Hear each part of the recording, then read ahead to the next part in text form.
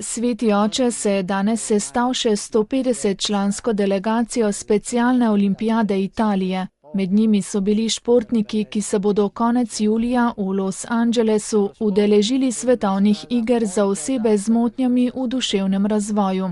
Papež jim je zaželel, naj športne igre živijo z veseljem, navdušenjem in vedrino. Divertitevi, e fate belle amicizie con fratelli e sorelle di tutto il mondo. Zabavajte se in sklepajte prijateljstva z brati in sestrami po vsem svetu. Papež Frančišek je izpostavil, kako pomembno in lepo je, da mladi in odrasli najdejo v športnem urjenju in sodelovanju na tekmovanjih, tudi mednarodnih, spodbudo, da živijo svoje življenje v polnosti. To je izziv in vi ste ga sprejeli, ko ste stopili na igrišče, je dejal in jih spodbudil, naj še naprej pomagajo drug drugemu pri odkrivanju svojih zmožnosti. Prav tako naj imajo radi življenje, ga cenijo z vsemi njegovimi omejitvami, predvsem pa njegovimi lepimi stranmi.